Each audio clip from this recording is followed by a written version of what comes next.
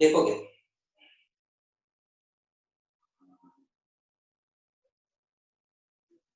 इससे पहले हम रिपीट कर देते हैं पावर का जो फॉर्मूला था, पावर का फॉर्मूला हम रिपीट कर देते हैं ताकि आपका एक रिवीजन हो जाएगा। याद करना हम क्या बताए हुए थे, power equal to work done by time, formula जो यूज होने वाला है वर्क डन बाय टाइम या energy transform by time. Definition क्या था, the rate of doing work that is work done by any electrical appliance in 1 second, या आप ये भी बोल सकते हो the rate of transformation of energy that is energy transform in 1 second.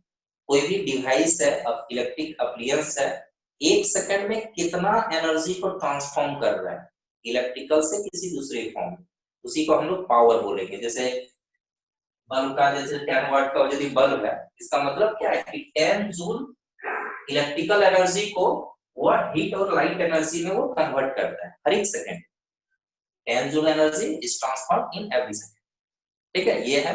तो फॉर्मूला आपके पास है power equal to energy transform by time और work done by time, total work done by time. साथ ही साथ इसके साथ साथ और भी कुछ एक्सप्रेशन था सर्किट के लिए, power equal to P equal to I square R equal to V square by R, और एक था क्या आई वी, है ना, ये फॉर्मूला। इसमें और आगे क्या जरूरत पड़ेगा आपको, कॉमर्शियल यूनिट का जरूरत पड़ेगा।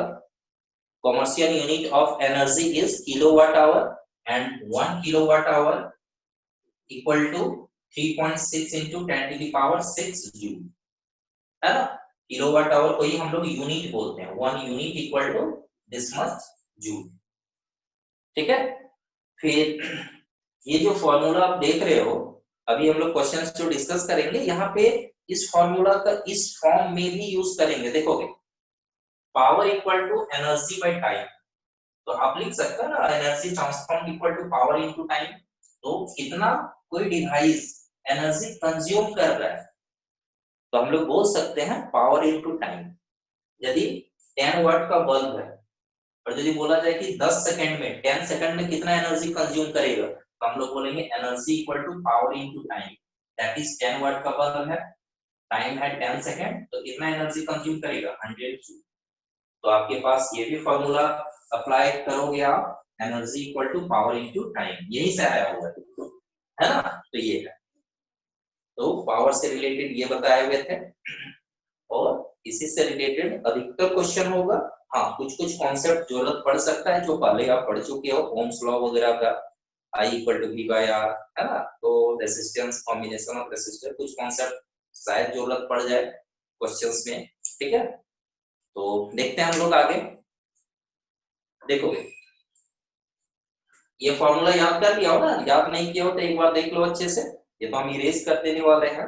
ठीक है, यदि हम ये अभी फिलहाल रहने दें, नीचे हम मिटा के हम चलो सॉल्व करते हैं, फिर मिटा देंगे, लर्न कर लो बेहतर होगा।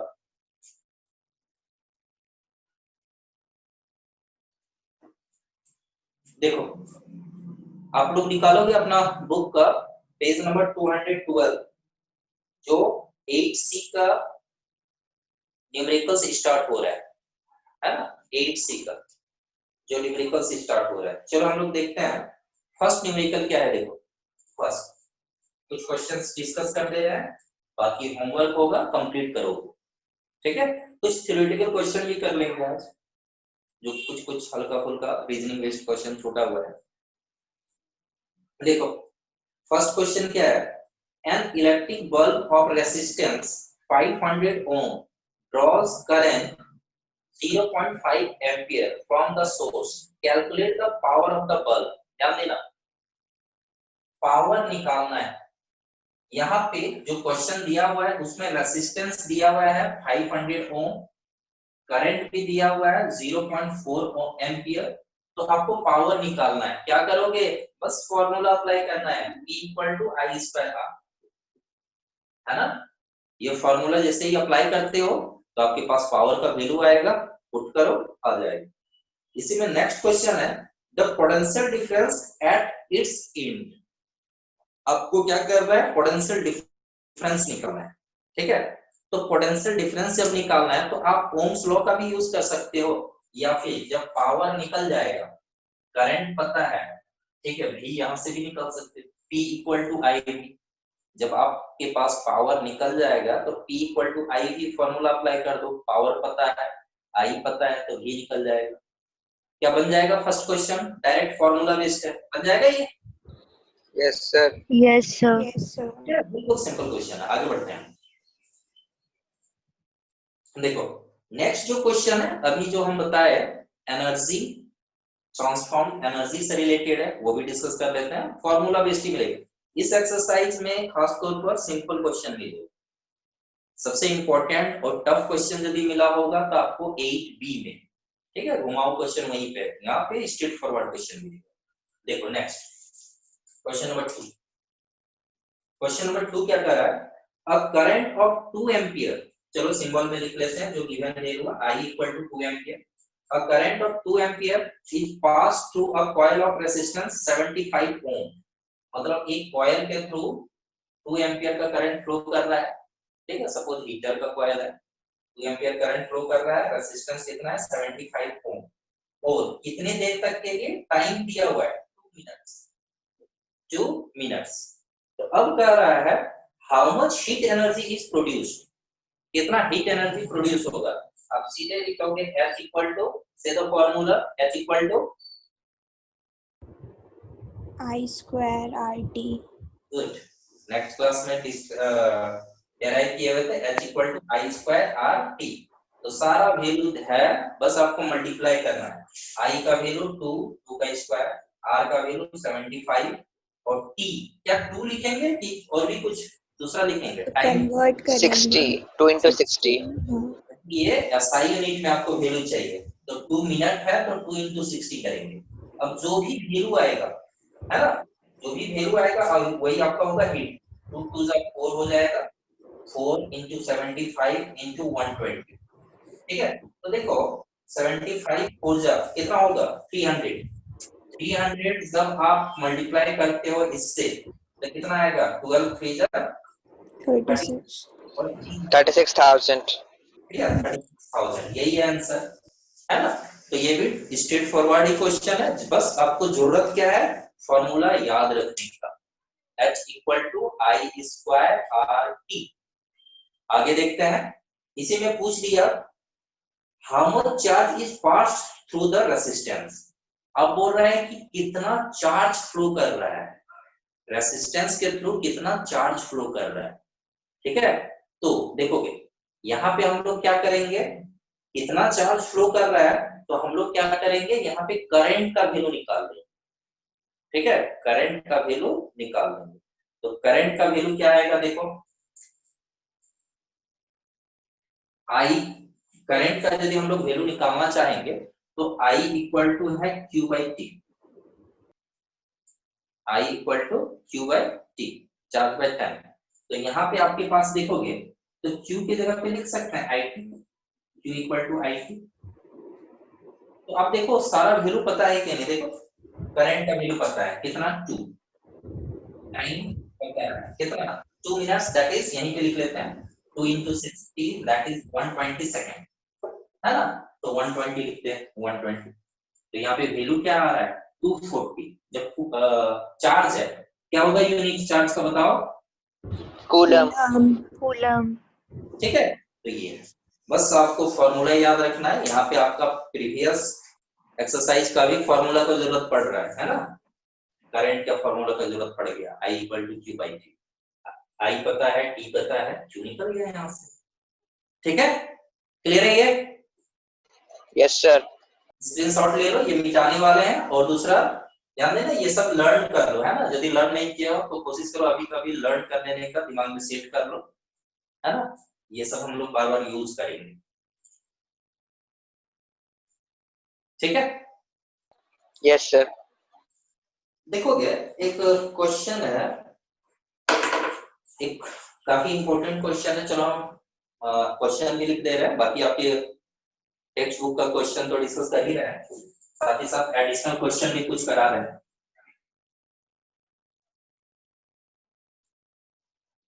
हम इरेज कर रहे हैं, ठीक है, फॉर्मूला लर्न कर लो।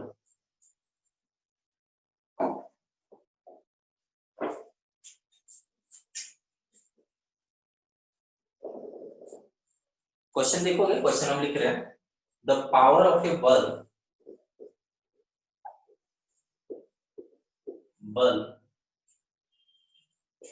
is 100 watt in 220 volt.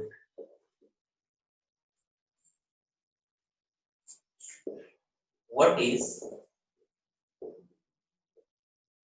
will be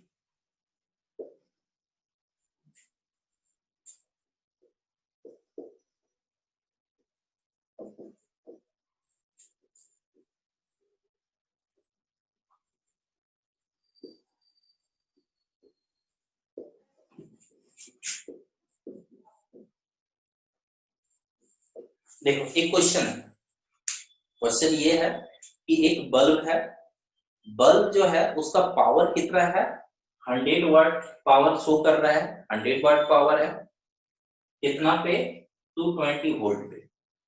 220 volt battery के साथ मान लो कि यदि हम कनेक्ट किए तो पावर है 100 वाट। यदि हम क्या करते हैं, बैटरी अब 110 वाट बैटरी 110 वोल्ट का लेते हैं, ठीक है। तो यदि बैटरी अब हम 110 वोल्ट का ले लिए तो उसका पावर क्या होगा, ठीक है। ऑप्शन है, कुछ ऑप्शन भी हम दे रहे हैं, 20 वाट, 25 वाट, 50 वाट, सी 100 वाट, यही तीनों में से होगा। और आप बोल सकते हैं नॉन एप्लीज, यही तीन ऑप्शन में से कोई एक होगा। कैलकुलेट करके बता सकते हो या फिर ओरल भी बता सकते हो। चलो कौन सा हो सकता है एक अंदाजा, 100, क्या पावर चेंज होगा कि नहीं होगा, क्या 100 ही होगा क्या, कोई क्वेश्चन का कोई आंसर दिया जा सकता है इसे, बाकी सॉल्यूशन पे तो आएंगे, ठीक है। देखो इसको हम लोग कैसे सॉल्व कर सकते हैं, ध्यान देना। ऐसा लग रहा है शायद ये हो, देखोगे तो 100 वाट है, जब पोटेंशियल डिफरेंस कितना है 220 वोल्ट, पोटेंशियल डिफरेंस को हाफ कर दिए, 110 वोल्ट कर दिए, तो पावर हाफ होगा क्या, पावर 50 वाट ऐसा हो सकता है क्या, ठीक है। चलो देखते हैं, एक सॉल्यूशन देखोगे इसका, फुल देखना सॉल्यूशन, कुछ यदि गलत कॉन्सेप्ट यूज कर रहे हैं तो बोलोगे। यदि हम ऐसा करते हैं, केस 1 लिए, हम बोलेंगे पोटेंशियल डिफरेंस पता है 220 वोल्ट, पावर है 100 वाट। सेकेंड केस में हमको क्या चाहिए, भी पता है 110 वोल्ट, पावर चाहिए। तो यदि हम ये फॉर्मूला लगा लेते हैं P इक्वल टू आई भी, तो P इक्वल टू देख रहे हैं 100, I का वैल्यू यहाँ निकाल लेते हैं 220, ये कटा 10 by 22, दैट इज I का वैल्यू आएगा 10 by 22 मींस 5 by 11 एम्पियर। तो फर्स्ट केस में जो करंट आया, सेकेंड केस में चलो हम पुट कर देते हैं, तो हम बोलेंगे पावर चाहिए तो P इक्वल टू आई भी, तो I के लिए बोलेंगे 5 by 11 into 110, कैंसल हुआ, आया 50, ठीक है। ये ऑप्शन में भी है, सही है, ये कहीं गलती तो है नहीं है, देखोगे सही है सर। नहीं, गलत है। अब आपको देखना है कहाँ गलत है। सर कैसे? अब सोचो थोड़ा, आप एक बार दिमाग लगाओ, आप लोग खुद दिमाग लगाओ, कहीं एक जगह पे गलत कॉन्सेप्ट यूज हुआ है, ठीक है। ये क्वेश्चन, इस तरह का क्वेश्चन एक्सरसाइज में भी हम देखे हुए हैं। तो ऑप्शन यदि दिया जाए तो 50 वाट ऑप्शन में है, आंसर भी आ गया, टिक लगा के निकल गए, ठीक है। लेकिन ये गलत कैलकुलेशन है, गलत कॉन्सेप्ट से बना हुआ। कहाँ गलत कॉन्सेप्ट यूज किया, बस ये कोशिश करो तो पकड़ने का। अगर पोटेंशियल डिफरेंस कम है तो फिर करंट भी तो कम ही फ्लो करेगा। करंट भी तो हटे। गुड, यही है, ध्यान देना। है ना सर? फर्स्ट केस में क्या है, पोटेंशियल डिफरेंस है 220 वोल्ट। 220। सेकंड केस में क्या किए हैं, पोटेंशियल डिफरेंस को कम किया गया है, दैट इज पोटेंशियल डिफरेंस कितना हो गया 110 volt according to Ohm's law, proportional to V। P। मतलब पोटेंशियल डिफरेंस बढ़ाओ तो करंट बढ़ेगा, आप पॉजिटिव बोल सकते हैं, पोटेंशियल डिफरेंस घटाओ तो करंट भी घटेगा। अच्छा बताओ, पोटेंशियल डिफरेंस यहाँ पे कम कर दिए तो क्या करंट वही रहेगा? हम तो ये कर रहे हैं, ये जो हम लोग कैलकुलेशन किए, ये जो हम बना दिए अभी, तो करंट है उसी करंट का यूज कर दिए सेकंड केस में, हो नहीं सकता है। नहीं यहाँ होगा। डिफरेंस है, करंट जैसा है, सेकंड केस में करंट का भी वैल्यू क्या होगा? कम हो जाएगा। कम होगा। कम होगा। डिवाइस है वो जो अप्लायंस है वो कम करंट ड्रॉ करेगा, और जब कम करंट ड्रॉ कर रहा है मतलब ये वैल्यू हम लोग नहीं लिख सकते, ये गलत था। ठीक है, तो हम लोग क्या बनाएंगे, कैसे बनाएंगे? देखोगे पावर का एक फॉर्मूला ये है, चलो ठीक है फॉर्मूला है लेकिन यहाँ अप्लाई नहीं होगा, आपके पास एक दूसरा फॉर्मूला है उसको अप्लाई करना पड़ेगा, v²r। ठीक है, आई सेम नहीं है इसलिए आई वाला फॉर्मूला तो लगेगा ही नहीं। हम लोग क्या बोलेंगे कि जो अप्लायंस है, मान लो कि बल्ब है, बल्ब का जो रेसिस्टेंस है उसका अपना एक रेसिस्टेंस है, वो रेसिस्टेंस फिक्स है, जितना भी रीडिंग का मान लो कि 10 ओम रेसिस्टेंस यदि क्रिएट कर रहा था तो वही 10 ओम सेकंड केस में भी होगा, क्योंकि रेसिस्टर जो है हम अलग नहीं लगा रहे हैं, है ना? तो रेसिस्टेंस जो है हम लोग कोई अलग नहीं लगा रहे हैं। ठीक है, तो चूंकि यहाँ पे हम लोग क्या देख रहे हैं, फर्स्ट केस में जो बल्ब हम जो यूज कर रहे हैं उसका जो रेसिस्टेंस होगा सेकंड केस में रेसिस्टेंस वही होगा, क्योंकि बल्ब का जो अपना रेसिस्टेंस होता है वो फिक्स होता है। तो इसलिए यहाँ के लिए हम लोग क्या करेंगे, फर्स्ट केस में हम लोग रेसिस्टेंस निकालेंगे और वही रेसिस्टेंस का वैल्यू सेकंड केस में पुट करेंगे, तो आपका सही आंसर आएगा। और राइट आंसर जो है वो है 25 वोल्ट। देखते हैं ये कैसे आएगा। ठीक है, तो ये गलत कैलकुलेशन है, चाहो तो स्क्रीनशॉट आप ले लो, ठीक है, क्रॉस भी कर दी है मतलब गलत है, ताकि आप इस तरह का थिंकिंग ना लगा। स्क्रीनशॉट ले लो, हम मिटाने वाले हैं, फिर राइट सॉल्यूशन हम दे रहे हैं। कर लिए? Yes sir. Yes sir. इसका राइट सॉल्यूशन क्या होगा? अब कैलकुलेशन देखते हैं। केस 1, V पता है, P पता है, तो हम बोलेंगे बल्ब का रेसिस्टेंस निकाल लेते हैं, रेसिस्टेंस फिक्स होता है तो बोलेंगे P = V²/R। चलो R यदि हम निकालेंगे, R को वहां भेज देते हैं, R = V²/P।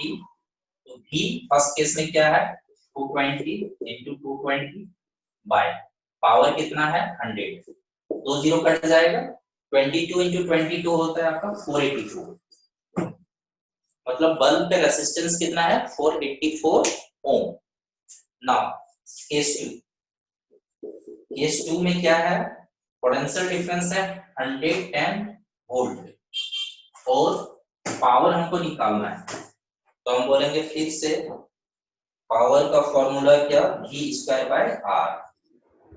तो न्यू पोटेंशियल डिफरेंस कितना है 110 × 110, और केस 1 में जो रेसिस्टेंस आया था अब इसका यूज कर सकते हैं केस 2, क्योंकि बल्ब का रेसिस्टेंस फिक्स है। तो यहाँ पे हम लोग बोलेंगे 484, 11 से ये कटेगा, 11 10 जा 11 4 जा 11 4 जा, फिर कटेगा यहाँ से 11 10 जा 11 4 जा, फाइनली 100/10 कैंसिल होगा, तो वैल्यू आएगा क्या 25, दैट इज पावर = 25। ठीक है, ये फाइनल आंसर। क्लियर है ये? Yes sir. ठीक है, चलो ये मिटा दें हम। पूछना है किन्हीं को कोई क्वेश्चन? हो गया ना?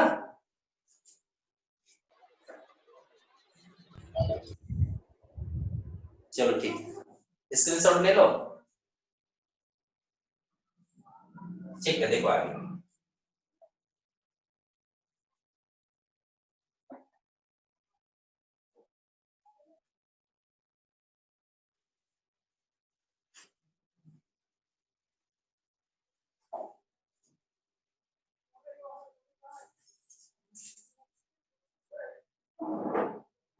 नेक्स्ट क्वेश्चन, और एक क्वेश्चन डिस्कस कर लेते हैं फिर एक्सरसाइज पे आपका जाते हैं। हाउ मेनी रेसिस्टर्स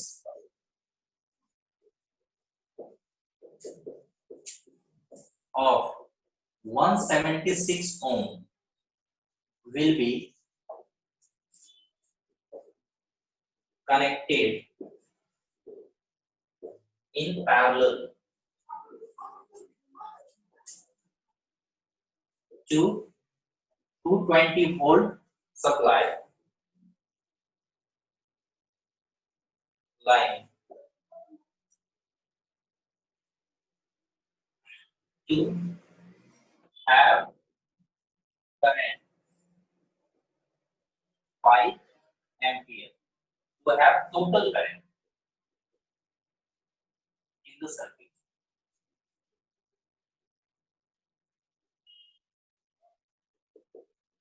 देखोगे ये एक क्वेश्चन है, मे बी आपके बुक में ऐसा क्वेश्चन होगा, रीडिंग अलग होगा, ठीक है।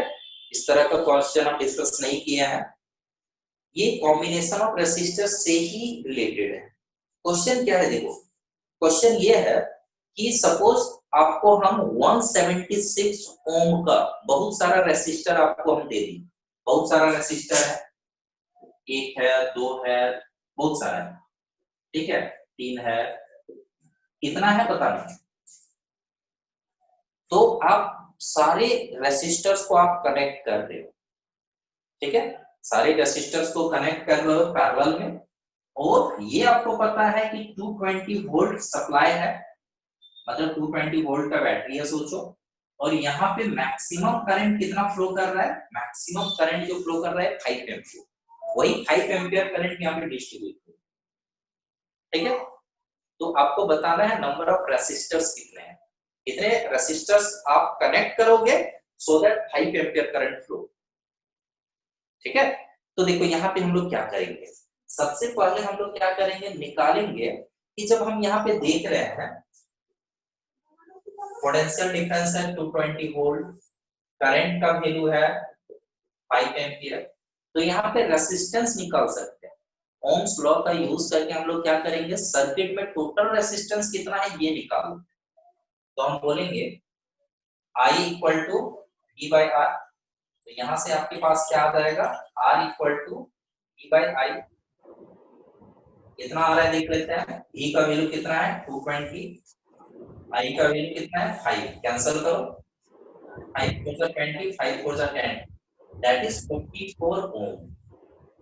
मतलब ये जो सर्किट हमको दिख रहा है, इस सर्किट में टोटल रेसिस्टेंस कितना है 44, ठीक है, क्योंकि पोटेंशियल डिफरेंस पता है, करंट पता है, इसके अकॉर्डिंग पता चला कि टोटल रेसिस्टेंस है 44 ओम। और ये जो टोटल रेसिस्टेंस 44 ओम जो क्रिएट हो रहा है या प्रोड्यूस हो रहा है, टोटल रेसिस्टेंस 44 ओम कौन प्रोड्यूस कर रहा है, ये कॉम्बिनेशन, जितने भी रेसिस्टर्स हो सकता है 3 हो, 4 हो, 5 हो, 10 हो, हमको वही निकालना है, नंबर ऑफ रेसिस्टर्स निकालना है। और हर एक का रीडिंग कितना है, हर एक का रीडिंग है 176 है ना भाई। तो चलो हम लोग फिलहाल एज्यूम कर लेते हैं कि नंबर ऑफ रेसिस्टर्स कितना कनेक्टेड है यहाँ पे पैरेलल में, n। Let number of resistors equal to n।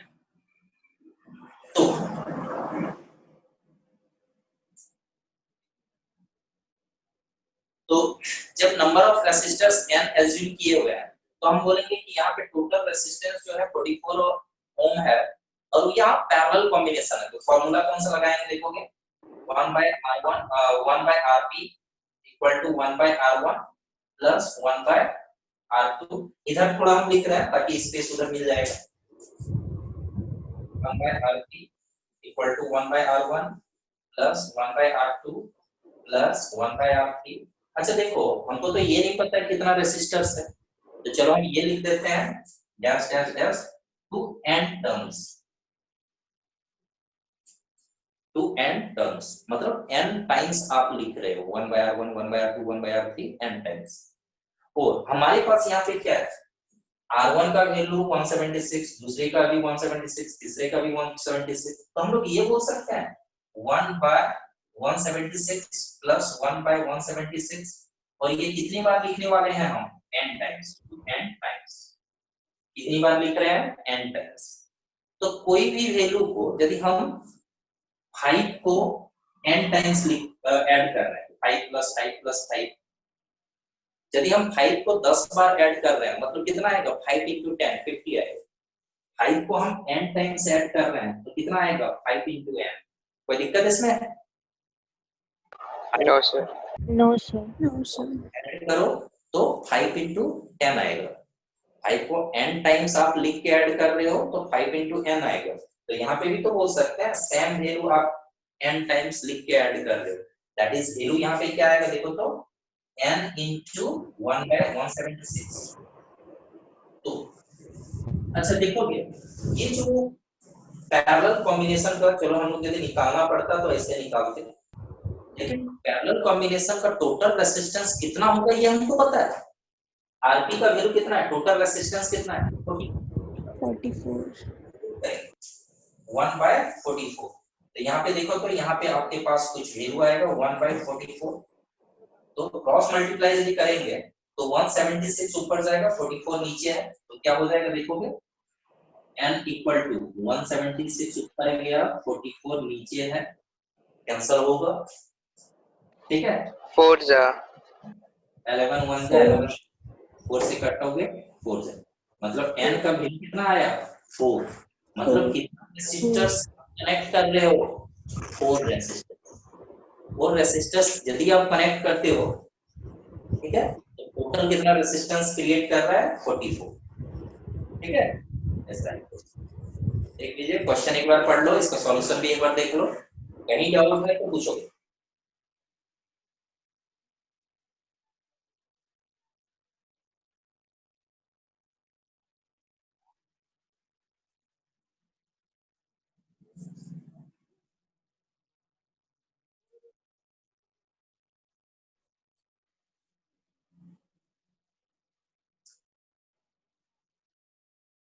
No doubt, sir.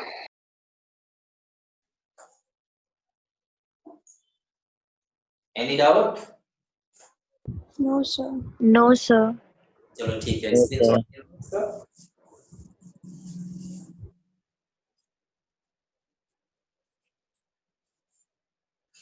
मिटा दें?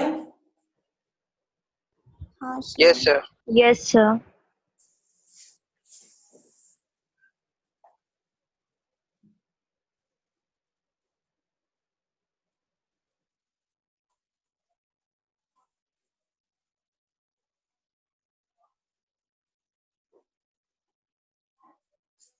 ठीक है, देखो आगे आपका, अब अपने टेक्स्ट बुक से देखोगे, वहीं से फिर कंटिन्यू करते हैं।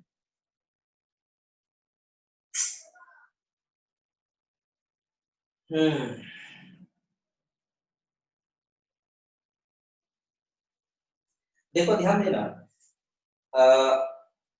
इस ढंग का क्वेश्चन जो है क्वेश्चन नंबर 7, ठीक है, क्वेश्चन नंबर 7 देखो,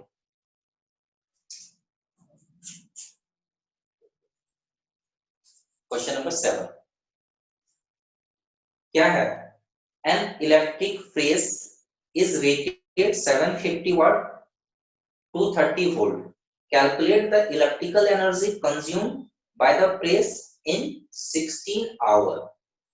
दिया हुआ है कि पावर जो है एक आयरन का 750 वाट है, ठीक है, और पोटेंशियल डिफरेंस कितना है? 230 वोल्ट। फिर दिया हुआ है यदि हम 16 आवर्स तक, टाइम है कितना? 16 आवर, 16 आवर तक यदि हम लोग क्या करते हैं, इसको ऑन रखते हैं, एक आयरन है, इलेक्ट्रिक प्रेस है, यदि हम 16 घंटे तक कंटिन्यू यदि यूज करते हैं तो 16 आवर तक यूज करने के कारण कितना इलेक्ट्रिक एनर्जी कंज्यूम होगा, ठीक है, calculate the electric energy consume, ठीक है, दैट इज आपको ई निकालना है। तो आपके पास तो ये करोगे, देखोगे पावर इक्वल टू, आपके पास है power equal to energy consumed by time, power equal to energy consumed by time. तो यहाँ पे आपको सिर्फ क्या जरूरत पड़ेगा? Energy consumed equal to power into time. तो आप सीधे क्या बोलोगे? पावर कितना है, लिख लो, पावर इनटू टाइम। पावर कितना है देखो 750, ठीक है, और टाइम कितना है 16। लेकिन ध्यान देना, क्या यहाँ पे आवर पे ही रहने दें कि सेकंड पे चेंज करें, ये बताओ तो। सेकंड पे यदि हम चेंज करेंगे 16 आवर है, सेकंड में यदि चेंज करेंगे तो इंटू 3600 करना होगा, और जो फाइनल आंसर आएगा एनर्जी का वो जूल में आएगा। लेकिन इस तरह का जब भी क्वेश्चन रहेगा तो इसको हम लोग कॉमर्शियल यूनिट में एक्सप्रेस करेंगे, और कॉमर्शियल यूनिट है क्या, किलोवाट आवर, ठीक है। कॉमर्शियल यूनिट क्या है एनर्जी का, किलोवाट आवर। तो यहाँ पे जो हमारा वैल्यू आ रहा है देखोगे, ये वाट लिखे और ये आवर में लिखे, ये जो वैल्यू है वो किसमें, वाट आवर, ठीक है। लेकिन इसको तो हमको कन्वर्ट करना होगा किलोवाट आवर में, तो जब भी इसको हम किलोवाट आवर में कन्वर्ट करेंगे, जो भी वैल्यू आ रहा है, चलो मल्टीप्लाई करके लिखते हैं। 16 5 जा 80, एक जीरो है, चलो पुट किए, ठीक है, 8 कैरी होगा, 16 7 जा कितना हो जाएगा 112, ठीक है। तो और 8 था तो कितना हो गया 120, 120। अब देखो ये जो वैल्यू है वो वाट आवर है, लेकिन इसको हमको किलो आवर में कन्वर्ट करना है, तो जब भी हम किलो लिखेंगे यहाँ पे तो बाय 1000 भी करना होगा। क्लास 9 में आप प्रीफिक्स का यूज सीखे हुए, यहाँ पे किलो प्रीफिक्स यदि दिए तो डिनोमिनेटर में इसका वैल्यू पुट कर दिए, सो दैट 1000 और 1000 क्या हो रहा है, कैंसिल हो रहा है। तो इसलिए वाट आवर को किलोवाट आवर में इस तरह से कन्वर्ट कर दिए, ये कटा ये कटा, तो टोटल वैल्यू कितना आ गया 12 किलोवाट आवर, ठीक है। आप इसको यूनिट भी लिख सकते हो, कुछ कुछ में हो सकता है यूनिट लिखता, ठीक है, 12 यूनिट। क्लियर है ये, कोई दिक्कत इसमें? No, sir sir. इसमें पोटेंशियल No, sir. डिफरेंस से कोई यूज नहीं है। हाँ हाँ, इसका कोई यूज नहीं, झूठ मूठ कर दिया हुआ है कुछ कुछ में। यहाँ पे है ये पोटेंशियल डिफरेंस का कोई यूज नहीं। और भी ऐसा क्वेश्चन मिलेगा जब सॉल्व करोगे ना, देखोगे पावर निकालने के लिए देगा, ठीक है, पावर निकालने के लिए दे दिया है और वहां पे करंट दिया है, पोटेंशियल डिफरेंस दिया है, दोनों को मल्टीप्लाई करोगे पावर निकल जाएगा, power equal to I into V। वहां पे टाइम भी मेंशन कर, तो वहां पे टाइम का कोई यूज नहीं, एडिशनल डाटा है ये सिर्फ, ठीक है, यही है। अच्छा देखो सिमिलर क्वेश्चन, एक क्वेश्चन हम खुद से दे रहे हैं, कई डिवाइसेस हो सकता है, जो अभी क्वेश्चन का कॉन्सेप्ट हम जैसे यूज किए, ठीक है, ऐसा ही देख लेते हैं। यदि कई device, more than one device यदि रहता है, 5-7 डिवाइस वाला क्वेश्चन है कि नहीं, यदि आपकी एक्सरसाइज में नहीं है तो खुद से एक क्वेश्चन हम उठा रहे हैं, ऐसा क्वेश्चन देता भी है।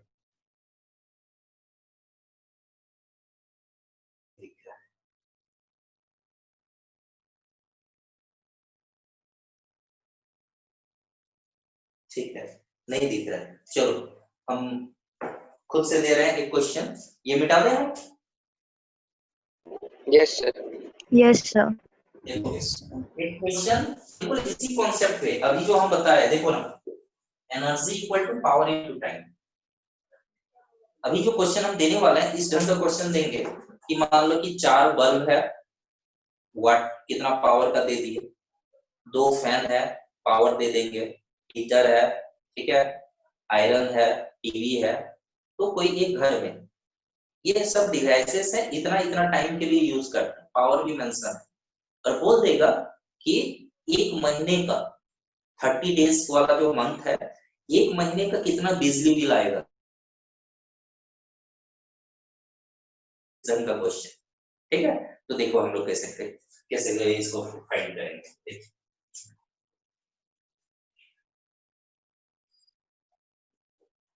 क्वेश्चन लिख देते हैं पहले, इन अ हाउसहोल्ड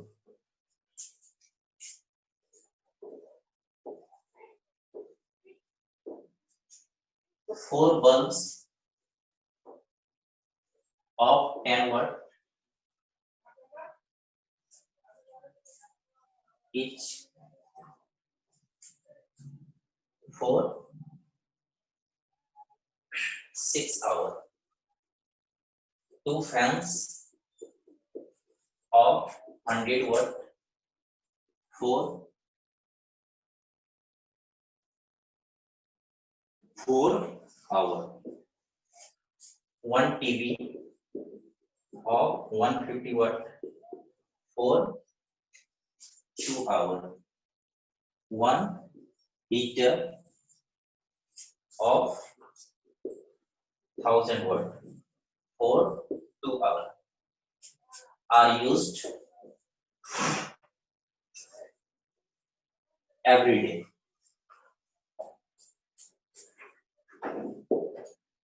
ध्यान देना, क्वेश्चन ये है, एक कोई घर में, कोई हाउस होल्ड में 4 बल्ब 10 वाट करके हर दिन कितना यूज होता है? 6-6 घंटे यूज होता है हर एक बल्ब। 2 फैन है 100 वाट का है, हर दिन 4 घंटे करके यूज हो रहा है।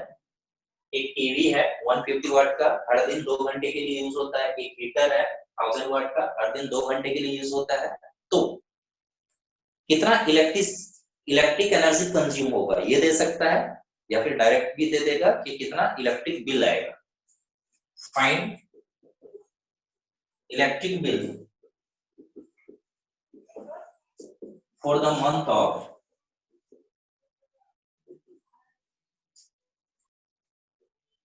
days if 1 unit of electricity costs ₹6। कितना बिजली बिल आएगा यदि 1 यूनिट बिजली का कॉस्ट कितना है? 6 रुपया। ठीक है, तो देखो हम लोग कैसे फाइंड करेंगे, ध्यान देना। आंसर आपके पास ये फॉर्मूला है, energy equal to power into time, power into time. लेकिन देखो सिर्फ एक के लिए तो आप एनर्जी नहीं निकाल रहे हो, एनर्जी कंज्यूम नहीं निकाल रहे हो। आप बल्ब के लिए निकाल रहे हो पावर इनटू टाइम, फैन के लिए फिर निकालोगे पावर इनटू टाइम, हीटर के लिए निकालोगे, टीवी के लिए निकालोगे पावर इनटू टाइम। तो यहाँ पे क्या होगा,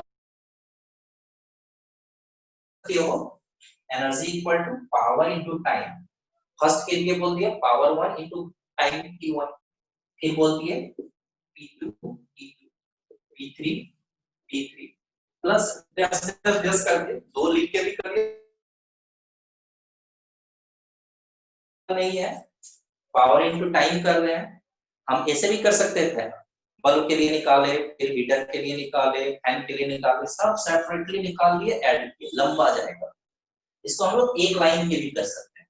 ठीक है, कैलकुलेशन आसान है। तो हम लोग देख रहे हैं ये यदि पावर हम देखना चाह रहे हैं किसके लिए?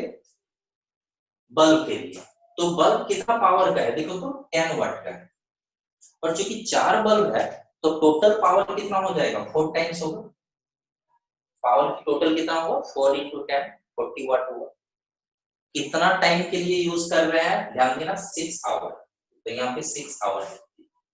पावर इनटू टाइम देखोगे, ध्यान देना, पावर इनटू टाइम मतलब जो एनर्जी आने वाला है ये वाट में है पावर, और टाइम आवर में, मतलब ये जो फाइनल रीडिंग मेरा आएगा वो वाट आवर में आएगा। लास्ट क्वेश्चन में भी ऐसे ही किए थे, वाट आवर में लिए थे वैल्यू, बाय 1000 कर दिए तो किलोवाट आवर में चेंज हुआ। यहाँ पे भी यही करेंगे। ठीक है, तो वाट आवर में कन्वर्ट हुआ। अभी टाइम ये जो अभी हम कर रहे हैं वो 1 डे के लिए कर रहे हैं, फाइनली 30 से मल्टीप्लाई कर देंगे तो 30 डेज के लिए हो जाएगा। तो हम बोलेंगे एक दिन में 4 बल्ब 10 वाट का है, 6 घंटे के लिए यूज हुआ, इतना एनर्जी कंज्यूम हो रहा है, प्लस ये चलो इन ब्रैकेट लिख देते हैं। फिर 2 फैन है 100 वाट का, तो पावर कितना होगा? 100 वाट का है, 2 फैन है तो 2 इंटू होगा, और टाइम कितना है देखोगे 4 आवर्स, तो इंटू 4 होगी। ठीक है, प्लस और क्या डिवाइस है? टीवी है, बस एक ही टीवी है 150 वाट का, टाइम कितना?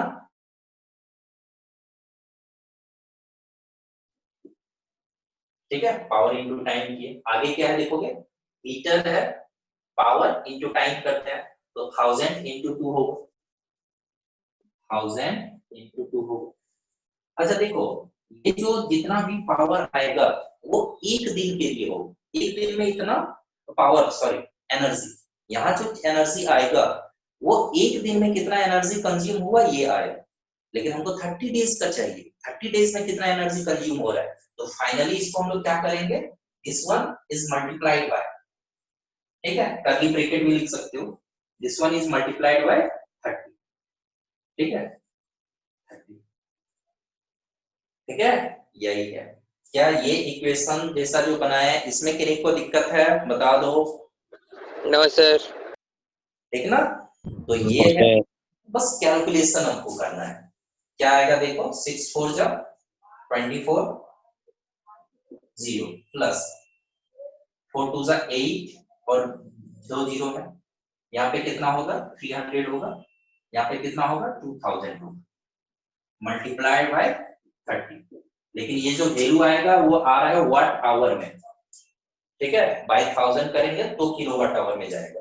तो देख लेते हैं ऐड करने पे कितना आ रहा है, देखो ये कितना आएगा, देखो तो 8 and 2 1040 1340, ठीक है, और ये है 2000, So कितना 3340. 4320, ओ नहीं, So 3340. हाँ 3320, ठीक है, Sir, 40. So 40 now. हाँ 3340. ठीक है 3340, इसके साथ क्या इनटू हो रहा है 30, 30। लेकिन ये वाट आवर में है, यदि हम किलो में चेंज कर दिए तो किलो वाट आवर जब होगा तो जब 1000 करना होगा कटा, ठीक है। अब मल्टीप्लाई करके क्या करेंगे, एक डिजिट के बाद पॉइंट दे देंगे, मल्टीप्लाई कर लो,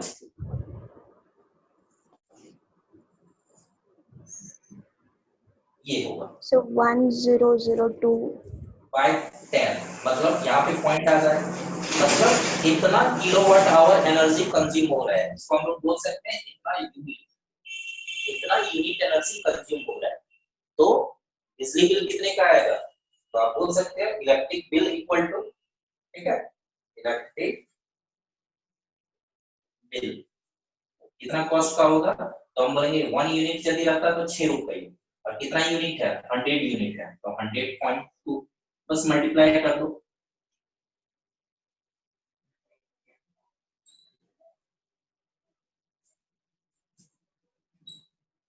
ठीक है, तो ये 601 रुपीज 20 पैसे, ठीक है, ये का फाइनल, ठीक है, हो जाएगा इस तरह का question. Yes sir. Yes, sir. Yes, sir. चलो ठीक है, इसका स्क्रीनशॉट ले लो, आगे बढ़ जाएंगे हम लोग, ले लिए सर। ठीक है।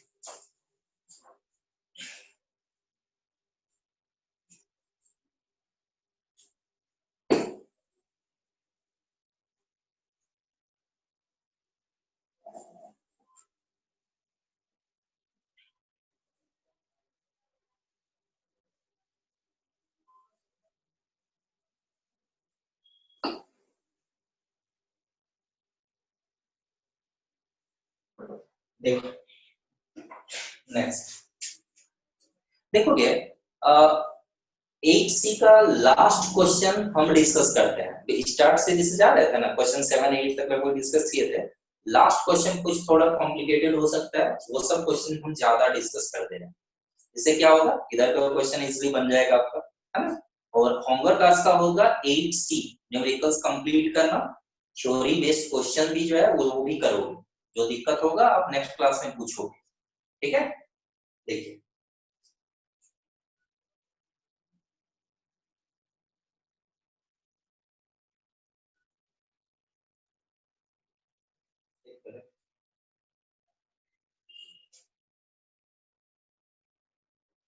कहाँ चला गया जी, देखो लास्ट क्वेश्चन यदि हम लोग डिस्कस करें, question number 21, I think similar question है, डिस्कस कर लेते हैं, ठीक है। क्वेश्चन 21 लास्ट से अब हम डिस्कस कर रहे हैं 8C, ठीक है। देखो क्वेश्चन क्या है, a geyser is rated 1500 watt to 50 volt. This is a current drawn. ठीक है, तो पावर दिया हुआ है, पावर इक्वल टू 1500 वाट और वोल्टेज दिया हुआ है कितना 250 वोल्ट।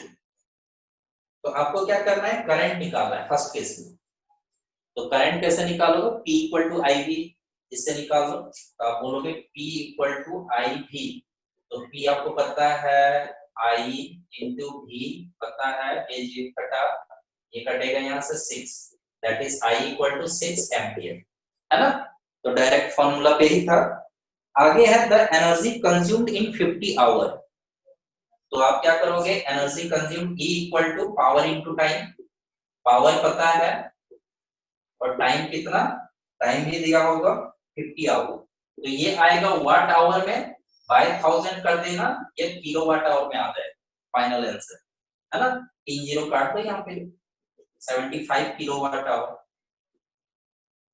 ठीक, नेक्स्ट है the cost of energy consume if 1 kilowatt our that is 1 unit cost 4.2। क्या करोगे, सिर्फ मल्टीप्लाई कर देना है ना, बन जाएगा, ये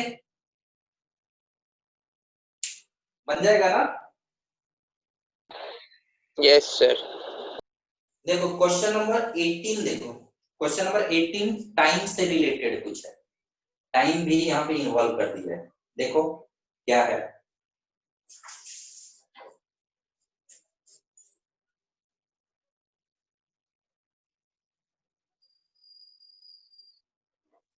क्वेश्चन नंबर 18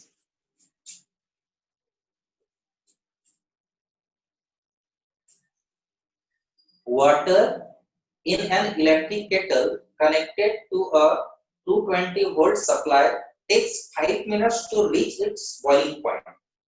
बोल रहा है कि एक इलेक्ट्रिक केटल है, इलेक्ट्रिक केटल में क्या करते हैं, पानी हम डाल दिए और उसको हम कनेक्ट किए हैं 220 वोल्ट से। मतलब हम जो इलेक्ट्रिक केटल है कितना वोल्ट का बैटरी से कनेक्ट किया है, 220 वोल्ट। अब हम बोलेंगे जब 220 वोल्ट से कनेक्ट किए तो ये कितना टाइम ले रहा है, T1 बोल देते हैं। टाइम कितना ले रहा है, 5 मिनट्स ले रहा है बॉइलिंग पॉइंट तक पहुंचने के लिए, मतलब 100 डिग्री सेंटीग्रेड टेम्परेचर पहुंचने के लिए 5 मिनट्स ले रहा है। ठीक है, now how long will it take if the supply voltage is 200 volt. बोल रहा है कि यदि हम इसको हम 200 वोल्ट सप्लाई वोल्टेज से कनेक्ट कर दें, सेकंड केस। ठीक है, केस 1 ये है और केस 2 ये है कि यदि हम इलेक्ट्रिक केटल को यदि हम 200 वोल्ट से यदि कनेक्ट करते हैं तो टाइम कितना लेगा। कौन सा फॉर्मूला लग सकता है, कुछ अंदाजा लग रहा है, देखो तो।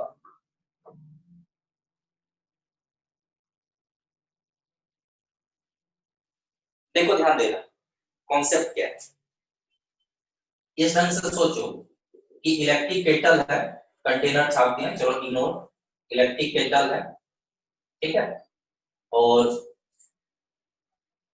कॉर्ड होता है, वायर होता है।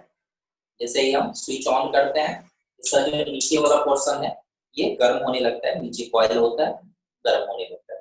तो वो गर्म जब हुआ तो पानी यदि है तो वो गर्म होने लगता है। तो जो वाटर है, तो वाटर का सपोज जितना अमाउंट ऑफ वाटर है, मान लो कि 200 ml वाटर है, ठीक है, तो जैसे जैसे इस हीट एनर्जी ये गेन करता है उसका टेम्परेचर बढ़ता जाता है, मतलब वो हीट एनर्जी गेन कर रहा है। तो 100 डिग्री सेंटीग्रेड तक पहुंचने के लिए हीट एनर्जी गेन कर रहा है और कर रहा है। तो एक पर्टिकुलर हीट एनर्जी तो गेन किया ना, और वह हीट एनर्जी को हम लोग ऐसे निकाल सकते हैं कितना हीट वो ऑब्टेन करता है तब वो 100 डिग्री सेंटीग्रेड पहुंचे। तो हम लोग बोल सकते हैं H इक्वल टू क्या, I square RT। H equal to क्या होगा, I स्क्वायर RT। ठीक है, तो ये, तो यहां से हम लोग, तो यहाँ पे V देख रहे हैं, टाइम आपके पास है, ठीक है, और इलेक्ट्रिक केटल जो है, समझो बात को, इलेक्ट्रिक केटल का फर्स्ट केस में यदि रेजिस्टेंस R ले रहे हैं तो सेकंड केस में भी रेजिस्टेंस क्या होगा, R ही होगा। फर्स्ट केस में यदि हम लोग आर लिए तो सेकंड केस में भी आर लेंगे। क्यों? क्योंकि डिवाइस का रेसिस्टेंस फिक्स होता है। तो हम लोग ये देखेंगे कि यहाँ पे जो हीट ऑब्टेन जितना भी ये किया, कितना टाइम ले रहा है 5 मिनट। तो यहाँ से हम लोग हीट कितना ऑब्टेन करेगा ये निकाल लेते हैं, एच। तो यहाँ पे हम लोग देखते हैं फर्स्ट केस में एच का वैल्यू निकालते हैं, और फर्स्ट केस में जितना भी एच का वैल्यू आएगा, हीट एनर्जी ट्रांसफॉर्म जितना भी आएगा, सेकंड केस में भी उतना ही होगा। रीजन जो केटल है, केटल में पानी भी उतना है 100 डिग्री सेंटीग्रेड, उसमें भी टोटल का टोटल उतना हीट एनर्जी चाहिए ताकि ये 100 डिग्री सेंटीग्रेड गेन कर सके। लेकिन वहां पे प्रॉब्लम ये है कि कम वोल्टेज से कनेक्ट किए। जब कम वोल्टेज से कनेक्ट किए हैं तो भी टाइम ज्यादा लेगा उतना ज्यादा हीट एनर्जी गेन करने के लिए। वोल्टेज जब कम है तो करंट कम आएगा, करंट कम आ रहा है मतलब इलेक्ट्रिक एनर्जी कम आ रहा है, तो इलेक्ट्रिक एनर्जी धीरे धीरे आ रहा है मतलब टाइम ज्यादा लेगा। तो यहाँ पे हम लोग पहले देख लेते हैं एच का वैल्यू क्या होगा। तो यहाँ पे एच का वैल्यू क्या होगा, H equal to I square R T. इसके लिए हम लोग एज्यूम कर लेते हैं let resistance of the kettle be R. तो यहाँ पे हमारे पास क्या है, आई स्क्वायर आर जो दिख रहा है यहाँ पे, करंट का भी वैल्यू नहीं पता है, और हमको करंट का वैल्यू यहाँ पे पुट भी नहीं करना है। यहाँ पे और एक कॉन्सेप्ट है, देखोगे अच्छे से बारीकी से। यहाँ पे जो करंट का वैल्यू होगा वहां पे करंट का वैल्यू अलग होगा। तो यहाँ पे हम लोग क्या करेंगे, आई स्क्वायर आर के बदले में लिख देने वाले हैं वी स्क्वायर बाई आर। क्यों लिख रहे हैं, आपके पास रीजन है, क्या देना, since P equal to I square R, इसके बदले में हम लोग वी स्क्वायर बाई आर भी लिखते हैं। आई स्क्वायर आर जहां लिखे उसके बदले में हम क्या लिख सकते हैं, वी स्क्वायर बाई आर। ठीक है, यदि डायरेक्ट हमारे पास एक फॉर्मूला आ जा रहा है कि P की जगह पे आई स्क्वायर आर होता है, आई स्क्वायर आर नहीं होगा तो वी स्क्वायर बाई आर होगा। यदि आप ये यूज ना करना चाहो कि सर पावर को क्यों इन्वॉल्व करें, कोई नहीं, आप ये तो कर सकते हो ना, आई स्क्वायर आर है, आई को आप हटाना चाहते हो तो आई के बदले क्या लिखोगे, वी बाय आर। तो आई के बदले लिखोगे V by R whole square है, तो ये होगा आर आर कैंसिल होगा तो आ गया ना वी स्क्वायर बाय आर। ठीक है, तो यहाँ पे डायरेक्टली ऐसे ही सोच के लिख देंगे, आई स्क्वायर आर है, आई स्क्वायर आर के ही बराबर होता है कौन, इक्वल होता है V square by R, so V square by R put. तो यहाँ पे देखेंगे हीट कितना प्रोड्यूस होगा, हीट एनर्जी। ठीक है, तो यहाँ पे हम लोग जब लिखेंगे ऐसे, इसको सेकंड में ही कर लो, बेहतर है ऐसा यूनिट में। तो v का वैल्यू कितना है 220 इंटू 220, टाइम है 5 इंटू 60 और बाई r। ठीक है, r एज इट इज रहने देंगे, तो इतना होगा, टोटल कितना होगा, इतना हीट एनर्जी प्रोड्यूस होना है या हीट एनर्जी उसको चाहिए केटल को। तो इतना ही हीट एनर्जी यहाँ पे भी चाहिए। तो केस 2 में आप बोलेंगे, केस 2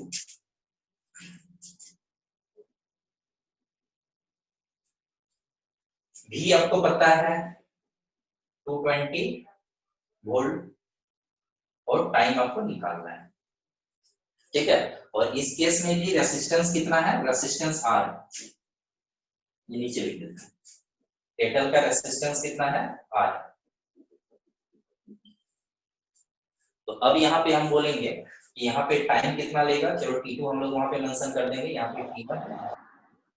तो हम बोलेंगे यहाँ पे कि H इक्वल टू, यहाँ पे कितना चाहिए, तो हम बोलेंगे H equal to I square R T, लेकिन आई स्क्वायर आर टी के बदले में क्या लिख रहे हैं, V square by R into T, T4 T2। तो यहाँ पे V का वैल्यू क्या होगा, देखोगे V का वैल्यू यहाँ पे क्या होगा, इसके सर 200 वोल्ट है। तो V का वैल्यू है 200 इंटू 200 और टाइम हमको चाहिए इंटू T2 रिक्वायर्ड है टाइम डिवाइडेड बाय R। और कितना हीट चाहिए, तो फर्स्ट केस में जितना हीट चाहिए था सेकंड केस में भी उतना ही होगा।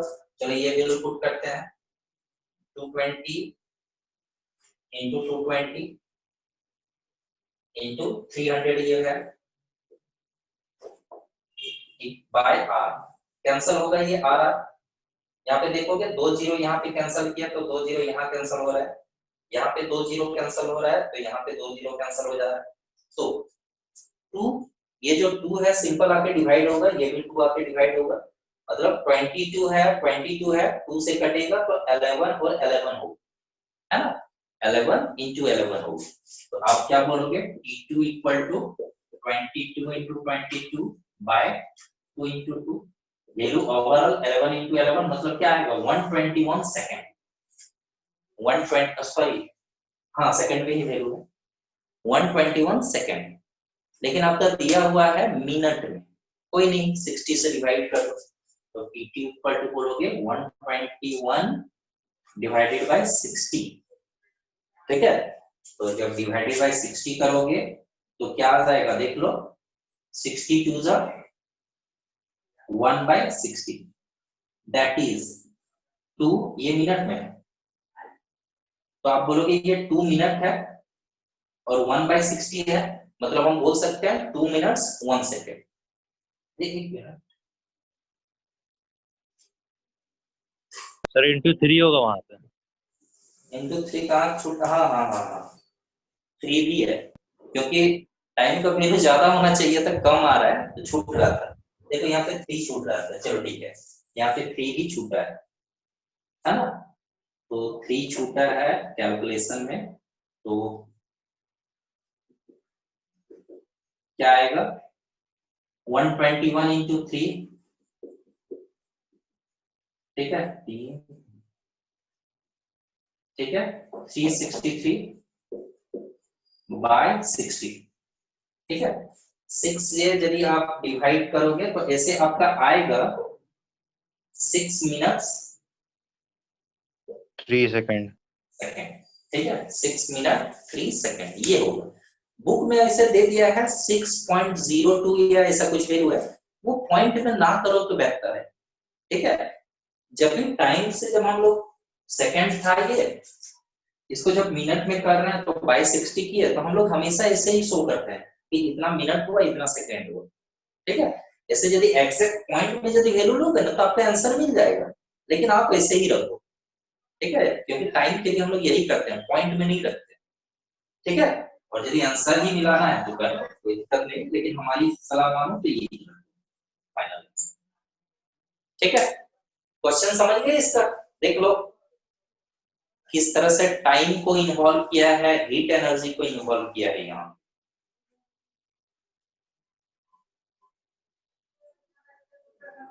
क्वेश्चन था एक इलेक्ट्रिक केटल है, 220 वोल्ट से कनेक्ट किए, 5 मिनट में पूरा पानी बॉइलिंग पॉइंट गेन कर रहा है, 200 वोल्ट से कनेक्ट किए तो कितना टाइम लेगा, तो हम बोलेंगे कि उसमें जितना हीट एनर्जी ऑब्टेन किया था सेकंड केस में भी उतना ही होगा, H की जगह पे I/RT, लेकिन करंट वेरी कर जाएगा, यहाँ करंट और वहां करंट अलग होगा, एक कांस्टेंट भी बताए हम पावर से रिलेटेड, पहले काट दिए फिर बनाए, वैसा ही कांसेप्ट। तो यहाँ पे करंट जो होगा तो हम लोग बोलेंगे I/R के बदले लिख दिए V²/R, ठीक है। H का वैल्यू निकाल लिए, रेजिस्टेंस यहाँ जो होगा वहां पे भी होगा, कट गया, ठीक है। तो इस तरह से T2 निकल जा रहा है, सेकंड केस में टाइम निकल जा रहा है। Any doubt? No sir. चलो ठीक है, तो 8C का क्वेश्चन बन जाएगा। 8C का क्वेश्चन आज के लिए होमवर्क यही दे रहे हैं, ट्राई करोगे बना लेना, ठीक है। बिल्कुल इसी ढंग का क्वेश्चन मिलेगा और अधिकतर question straight forward formula based होगा, पावर का फार्मूला पर बेस्ड होगा और हीट एनर्जी के फार्मूला पर बेस्ड होगा, ठीक है। ये एक्सरसाइज आसान होगा, जो क्वेश्चन इस ढंग का एक आध दो यदि टफ निकल जाता है तो नेक्स्ट क्लास में पूछ लोगे, ठीक है। चलिए नेक्स्ट क्लास में फिर मिलते हैं, ठीक है। और थैंक यू सर। सेकंड और first exercise thank you sir. पूछ लेना, ठीक है। चलो ठीक है।